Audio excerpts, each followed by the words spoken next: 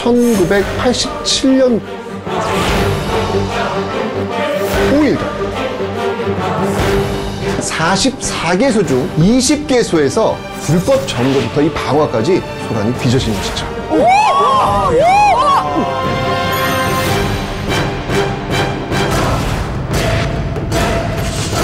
전면 재수사에 들어갑니다. 정치 자금을 무려 5억 원. 그냥 줬다고요? 그냥이 어딨어요? 그냥일까? 용파리 사건의 최종 배우는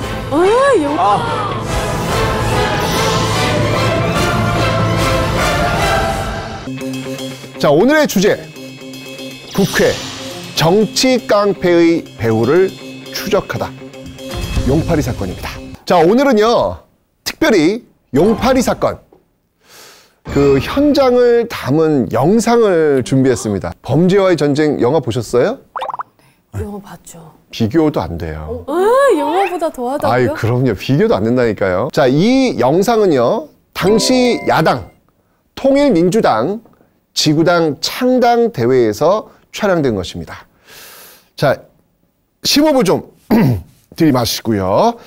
자, 어떤 모습일지 한번 보도록 하겠습니다. 던지네. 뭔데? 야구 빠따 아니야? 네. 백주. 백주 대낮에 지금. 너무 무섭다.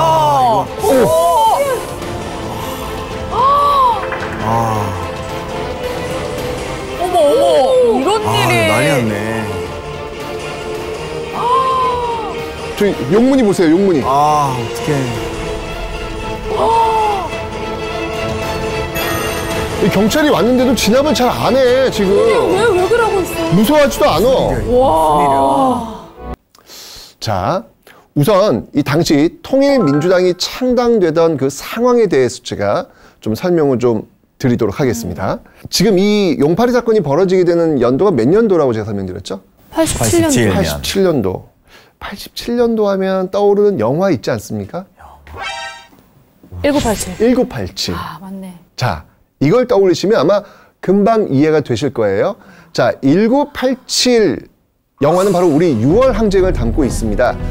6월 항쟁의 가장 큰 시대 정신이 뭐였냐면 그때 이제 이 시위하면서 나왔던 그 목소리 호헌철폐 독재 타도였죠. 그러니까 그 당시 많은 시민들이 원했던 건 바로 대통령 직선제였습니다. 자, 이거를 좀 염두에 두셔야 돼요. 용파리 사건이 어찌 보면 이 6월 항쟁과도 연결이 되기 때문에 훨씬 더 이해가 쉬우실 거예요. 자, 이 당시 상황은 대표 야당으로 뭐가 있었냐면요. 신한민주당이 있었습니다. 자, 이 신한민주당을 이끌고 있는 대표적인 사람들이 있었죠. 우리가 잘 알고 있는 상도동계의 김영삼, 동교동계의 김대중. 그렇죠. 뭐 너무 잘 알고 있지 않습니까? 자, 이들이 당시 대통령 직선제 개헌을 추진했습니다. 그 당시가 어떤 대통령 직선제에 대한 어떤 그 열망이 굉장히 많았던 시기로 제가 말씀드렸어요. 그래서 신한민주당 안에서 김대중, 김영삼을 중심으로 대통령 직선제 개헌을 지금 추진하고 있는 과정이었다는 얘기예요. 자, 그런데 같은 당에서 이민우, 이철승 같은 사람들은요, 정부의 내각제 개헌을 지지합니다. 이런 결과가 나왔습니다. 결국 김영삼의 상도동계와 이 김대중의 동교동계는요, 신한민주당을 탈당하고 창당을 추진합니다. 그렇게 해서 만들어진 게 어떤 당이다? 오늘 이 사건의 원인? 통일민주당. 통일민주당. 경찰의 추측은 이렇습니다. 개헌을 두고 갈등이 있었던 이 신한민주당 잔류 세력, 그리고 통일민주당 창당 추진 당원 간의 그 대립에 일부 조직폭력단이 가담해서 이번 사태가 벌어진 것이다.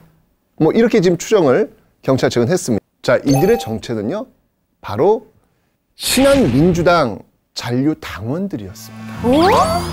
그러면 아까 그 경찰의 추측이 맞았던 거네요. 과연 이 추측대로 가는 게 과연 맞을까요? 좀 더 살펴봐야 되겠습니다. 이 사건을 아까 제가 어떤 사건이라고 불렀죠? 용파리 사건. 용파리 사건. 용파리 사건이라고 불렀습니다. 정치 깡패들의 리더였던 바로 그 용파리를 잡아야 확실히 알 수 있지 않을까라는 생각이 드는데 지금 이렇게 용파리가 지금 버젓이 지금 전 도시를 지금 다니면서 놀고 있는데도 좀 잡고 있질 않단 말이죠. 특히 강삼재, 허경만 의원들을 비롯한 이 통일민주당 의원들은요. 경찰을 비롯한 이 정부의 미온적인 태도에 이 과연 내무부는 어떤 대책을 세웠는지 따져 물었고요.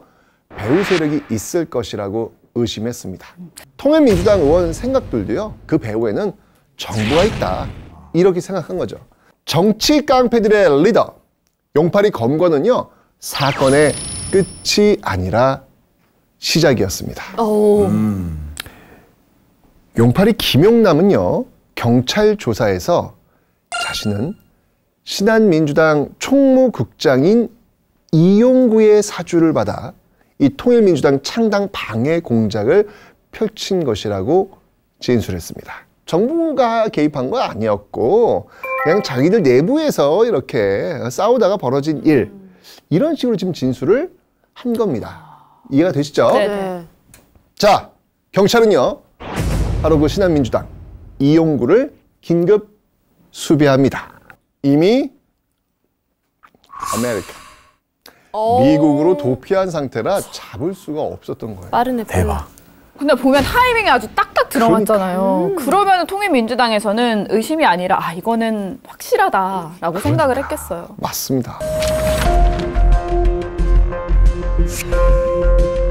소위 용파리 사건에 관해서는 안기부가 개입되었다는데 사실인지를 총리에게 묻고 용파리 대부인 호국 청년연합회장 이승환이가 이 사건을 지시했고 이승환의 배후에는 소위 실세라고 하는 현역 민정당 국회의원이 관련되었다고 하는 소문이 있는데 이에 대해서 총리는 진상을 재조사해서 관련자를 처벌할 용의가 없는지 묻습니다. 지금 이 내용이 좀 어떤 내용인가요, 지금요? 아니 안기부가 개입이 된 데다가 지금 배후에 현역 여당 국회의원이 있다는 소문? 이게 사실이라면은 이거 엄청난 거 아닌가요? 자, 여기 일단 지금 민정당이라는 단어가 나왔는데 민주정의당, 민정당은 당시 정부의 여당입니다. 지금 야당은 지금 통일민주당, 신한민주당 뭐 이런 당들인데 지금 이 용파리의 계보도를 따라 올라가다 보니 그 뒤에 여당 이름이 지금 등장하고 있습니다. 그죠? 네. 이렇다면 다시 한번 우리가 이거 정부에 있네 이런 식으로 갈 수 있는 것이죠. 여전히 경찰에서 그 발표했던 그 내용들 신한민주당 그 안에 배후 세력들이다. 여기서 지금 벗어나지 못하고 있는 겁니다. 지금요. 그죠? 1992년 제14대 대선에서 김영삼 후보가 당선됩니다. 자, 그렇다면 그 미지의 사건, 여전히 신한민주당 너희들 내부의 어떤 싸움이었어 라고 결론 지었던 이 내용. 자, 1993년 용파리 사건은요 전면 재수사에 들어갑니다. 이게 역사가 이게 묻힌다고 묻혀지는 게 아니에요. 맞아요. 자, 검거되었던 이 신한민주당 전 간부 이택도는요 엄청난 증언을 합니다. 전 안기부장 장세동. 이 장세동이 용파리 사건 이전부터 꾸준히 자신과 이태기 신한민주당 전 의원에게 정치 자금을 대주었다라고 이야기를 한 거예요. 자, 결국 재판은 계속 이어졌고요. 재판 끝에 장세동 하면 누구의 오른팔로 굉장히 유명한 사람인데 바로 전두환의 오른팔. 당시 5공화국 실세 중에 실세. 그가 바로 장세동입니다. 자, 이 재판 끝에 장세동과 이태기 등의 공모 관계가 인정되면서 5년간 이어졌던 용파리 사건의 최종 배우는 장세동. 장세동으로 마침표를 찍게 됩니다. 그런데 과연 장세동이 최종 배우였을까요? 아니면 그 장세동 뒤에 또 누가 있을지 없을지 그건 모르잖아요. 어떻게? 그죠? 어떻게? 영화보다도 더 무서웠던 그런 장면들을 지금 봤습니다. 특히 이제 이때가 그냥 당시 어떤 그 정치 깡패들이 막 강목을 휘두르고 뭐 쇠파이프를 휘두르던 어떤 그런 사건으로만 보여진 게 아니라 이게 바로 87년 6월 항쟁과 연결되어 있었던 것이구나. 그렇다면 이 사건은 분명 그 시대 정신을 막아내려고 했던 그 배후 세력들이 있었겠구나. 이걸 유추해 볼 수 있는 용파리 사건이 아닐까라는 그런 생각이 듭니다.